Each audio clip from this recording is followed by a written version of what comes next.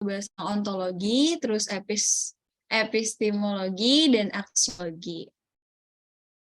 Next.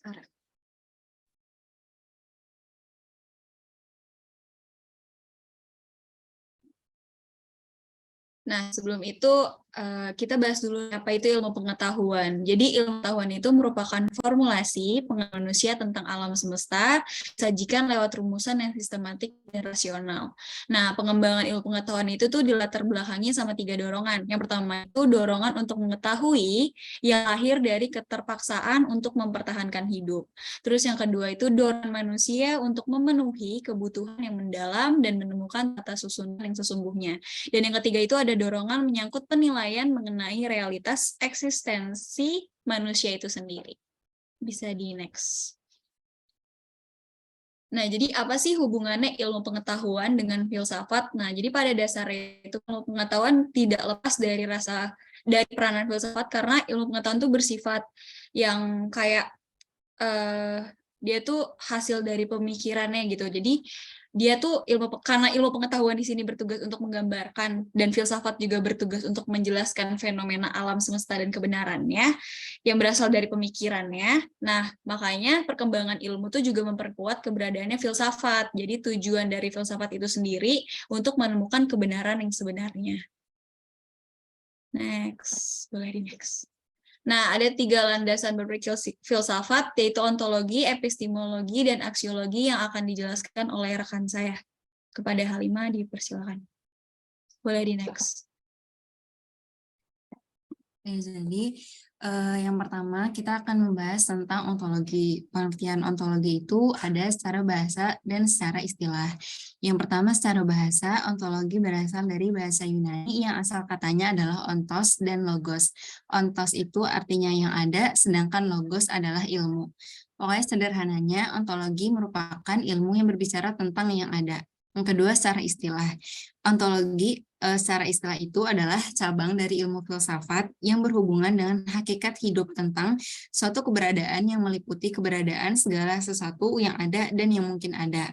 Pokoknya ontologi itu merupakan cabang ilmu filsafat yang berhubungan dengan hakikat apa yang terjadi. Ontologi juga menjadi pembahasan yang utama dalam filsafat, di mana membahas tentang realitas atau kenyataan.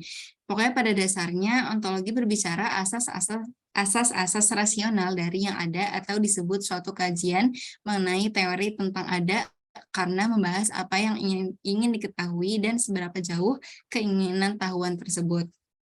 Jadi bagaimana ilmu pengetahuan ditinjau secara ontologi itu? Ontologi itu melakukan pemeriksaan, melakukan analisis terhadap ilmu pengetahuan berdasarkan apakah ilmu pengetahuan itu benar-benar ada atau tidak ada. Jadi contohnya kayak pada manajemen pendidikan Islam. Secara ontologis, maka pembahasannya itu terfokus pada manajemen pendidikan Islam itu benar-benar ada atau tidak. Jangan hanya program studinya saja, tapi sebenarnya ilmu yang diajarkan di dalamnya itu sebetulnya tidak berbeda dengan manajemen pendidikan pada umumnya. Jadi ontologis itu mencoba membuktikan dan menelaah bahwa sebuah ilmu pengetahuan itu benar-benar dapat dibuktikan keberadaannya. Next. Nah, kajian ontologi itu dikaitkan dengan objek ilmu dalam pandangan Islam. Terbagi menjadi 2. Yang pertama, objek ilmu yang bersifat materi. Objek ilmu yang bersifat materi itu objek ilmu yang dapat didengar, dilihat, dan dirasakan. Contohnya ilmu sains, ilmu eksak, ilmu politik, sosial, dan budaya, psikologi, dan lain sebagainya. Terus yang kedua, objek ilmu yang bersifat non-materi. Objek ilmu yang bersifat non-materi ini tuh contohnya kayak pokoknya ilmu yang tidak bisa didengar, dilihat, dan dirasakan. Hasil akhir dari objek non-materi ini lebih sebagai kepuasan spiritual. Contohnya, objek yang berbicara tentang ruh, sifat, dan wujud Tuhan. Next. Yang kedua, itu ada epistemologi. Pengertian epistemologi juga ada secara bahasa dan secara istilahnya. Secara bahasa, epistemologi berasal dari bahasa Yunani yang asal katanya episteme, artinya pengetahuan, dan logos artinya ilmu. Jadi, epistemologi adalah ilmu yang mempelajari tentang hal-hal yang berkaitan dengan pengetahuan. Sedangkan secara istilah, pengertian epistemologi adalah satu ilmu yang mengkaji tentang sumber pengetahuan, metode, struktur, dan benar tidaknya suatu pengetahuan tersebut. Dapat diartikan penegasan bahwa seseorang itu memiliki pengetahuan. Jadi, pokoknya epistemologi adalah sebuah ilmu yang mempelajari tentang hal-hal yang berkaitan dengan pengetahuan dan dipelajari secara substantif. Kalau misalkan tadi ontologi itu berusaha mencari secara reflektif tentang yang ada, kalau epistemologi itu berupaya membahas tentang terjadinya dan kebenaran suatu ilmu. Landasan epistemologi memiliki arti yang sangat penting bagi bangunan pengetahuan karena menjadi tempat berpijak di mana suatu pengetahuan yang baik ialah yang memiliki landasan kuat. Jadi dengan demikian jelaslah bahwa epistemologi ini tuh membahas tentang sumber, proses, syarat, batas fasilitas, dan hakikat pengetahuan yang memberikan kepercayaan dan jaminan dari kebenarannya. Lanjut.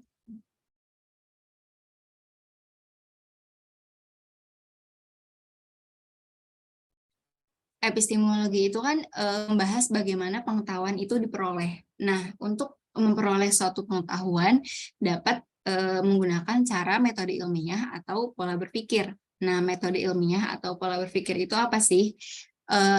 Metode ilmiah itu merupakan landasan yang digunakan dalam epistemologi ilmu. Nah, metode ilmiah itu cara yang digunakan dalam menyusun pengetahuan yang benar.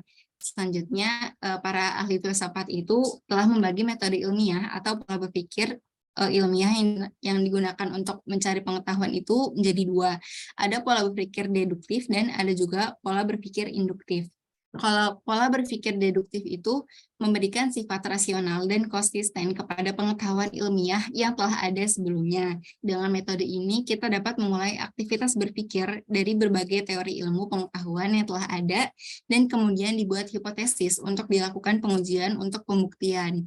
Yang kedua ada pola berpikir induktif. Kalau pola berpikir induktif itu memberikan pola di mana aktivitas berpikir dimulai dari kemampuan seseorang dalam mengungkap kejadian yang ada di sekitarnya. Kejadian tersebut kemudian dianalisis sehingga menghasilkan deskripsi dan konsep yang objektif dan empiris. Selanjutnya, aksiologi yang akan dijelaskan oleh Siti Nuraisyah. Oke, baik. Di aksiologis ini berasal dari bahasa Yunani, yaitu aksion, yang artinya tuh nilai, dan logos yang berarti ilmu.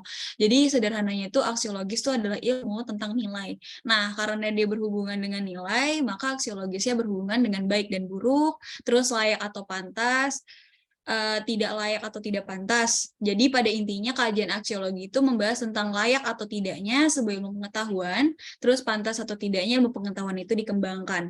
Nah, jadi aksiologis ini juga bisa dikatakan sebagai analisis terhadap nilai-nilai. Nah, nilai-nilai di sini tuh kayak dibatasi oleh arti, ciri, tipe, kriteria, dan status dari nilai-nilai tersebut. Jadi nilainya itu harus yang kayak bernilai, kayak bermakna untuk di kehidupan atau di suatu kebaikan gitu, kehidupan dalam suatu kebaikan. Next. Nah, kesimpulan ini, penting ilmu pengetahuan bagi manusia pastinya menjadikan para filosof untuk berupaya membangun pola pikir yang logis dan sistematis terkait dengan kajian suatu ilmu pengetahuan. Nah, kajian tersebut kemudian mendorong lahirnya filsafat ilmu, yaitu cabang ilmu pengetahuan yang membahas ilmu itu sendiri. Terus ontologi ini kesimpulannya tuh ontologi ini tuh berbicara tentang eksistensinya, terus epistemologi itu berbicara tentang perkembangannya, dan aksiologi di sini tuh berbicara tentang nilainya. Boleh, next. Oke, terima kasih. Mungkin ada yang ingin bertanya.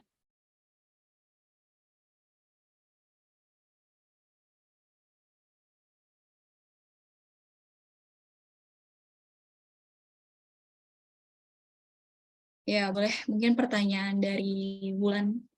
Bulan, dipersilahkan.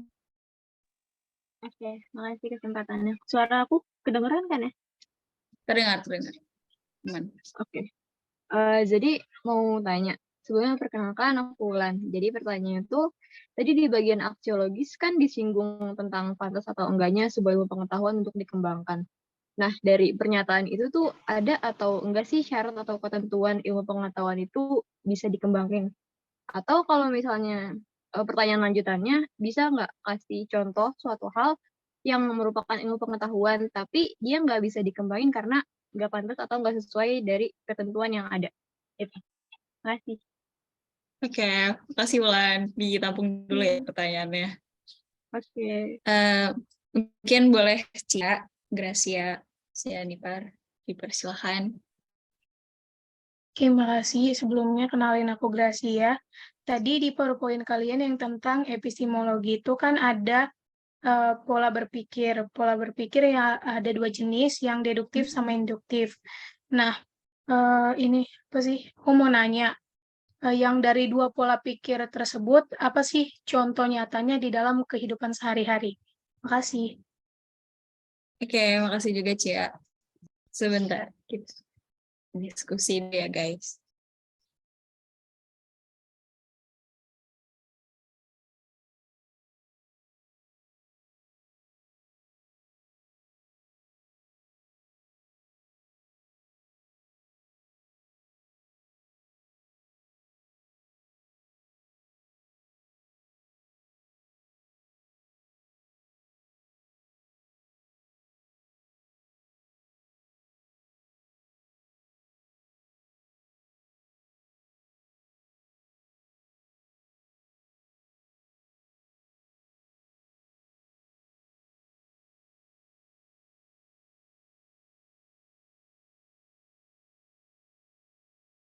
Baik, saya akan menjawab pertanyaan dari Gracia tentang contoh dua pola berpikir dalam kehidupan sehari-hari. Nah, jadi boleh nggak PPT-nya ke materi yang itu dulu? Pola berpikir epistemologi.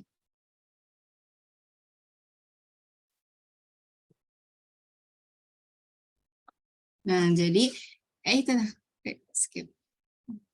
Nah, pola berpikir itu kan ada dua kan, ada deduktif sama induktif. Nah, pola berpikir deduktif ini di sini dijelasin kalau memberikan sifat rasional dan konsisten kepada pengetahuan ilmiah yang telah ada sebelumnya.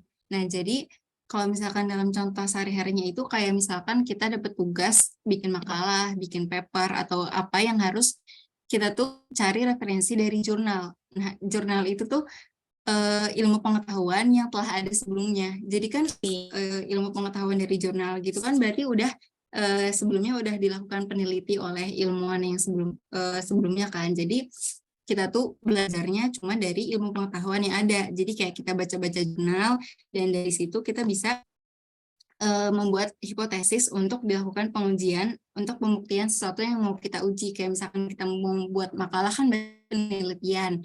Nah, kita tuh belajar dari jurnal yang udah ada. Nah, kayak gitu tuh pola berpikir deduktif yang mana kita nyari ilmunya, belajarnya, nyari sumbernya tuh dari ilmu yang udah ada sebelumnya gitu. Sedangkan kalau pola berpikir induktif kan di sini pengertiannya aktivitas berpikir dimulai dari kemampuan seseorang dalam mengungkap kejadian yang ada di sekitarnya. Jadi kalau misalkan dalam kehidupan sehari-hari itu kayak misalkan kita jatuh. Nah, dari kita jatuh itu tuh kita bisa mendeskripsikan apa sih proses jatuhnya itu, misalkan mendeskripsikan dan konsep yang objektif dan empiris. Jadi kita tuh berpikir dari sesuatu yang kita pernah alamin gitu. Jadi bukan kayak tadi kita lihat dari jurnal, tapi dengan apa yang kita alamin, kita berpikir, kita deskripsiin, dan kita bisa jelasin gitu. Gimana Cia? Cukup menjawab? Cukup. Makasih Halimah. Makasih juga Cia atas pertanyaannya. Selanjutnya saya akan menjawab pertanyaan dari Wulan tentang aksiologis. Nah, aksiologi boleh di next di slide aksiologisnya. Nah, dia ini kan tentang kajian dari pantas atau tidaknya, terus pokoknya dia berhubungan tentang nilai ya. Berarti kan nilainya tadi tuh tentang kayak berguna atau tidaknya di kehidupan. Nah, syaratnya itu ada syarat yang ilmu pengetahuan itu dianggap berguna, dianggap pas atau enggaknya dikembangin. Yang pertama tuh ilmu pengetahuan ini harus menjaga dan memberi arah agar proses keilmuannya itu dapat menemukan kebenarannya. Terus yang kedua itu dalam pemilihan objek penelaah dapat dilakukan secara etis dan tidak mengubah kodrat manusia dan tidak merendahkan martabat manusia dan tidak mencampuri masalah kehidupan dengan nilai-nilai yang bersifat politik gitu. Terus yang ketiga itu mengembangkan pengetahuannya itu diarahkan untuk meningkatkan ke taraf hidup yang memperhatikan kodrat dan martabat manusia serta keseimbangan, kelestarian dan pemanfaatan ilmu dalam universal yang pastinya dari aksiologis ini syaratnya itu harus yang bernilainya ini berguna dalam kehidupan kayak gitu.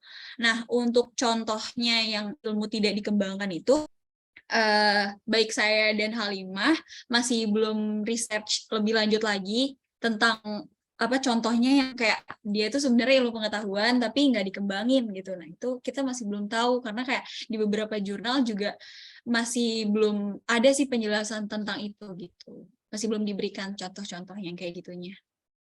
Kayak gitu sih, Wulan. Oke, makasih jawabannya Ai. Iya, sama-sama Wulan. Mungkin presentasi dari kami cukup. Saya tutup. Mungkin ada tambahan dari Pak Lukman, Pak, terkait presentasi ini.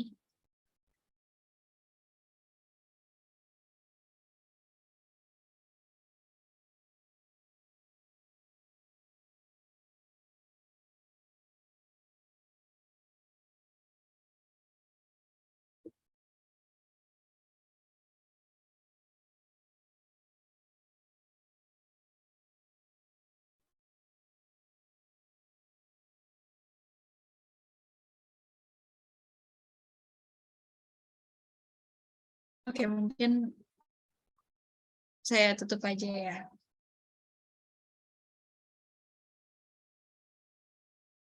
Sekian dari kami. Wassalamualaikum warahmatullahi wabarakatuh. Terima kasih.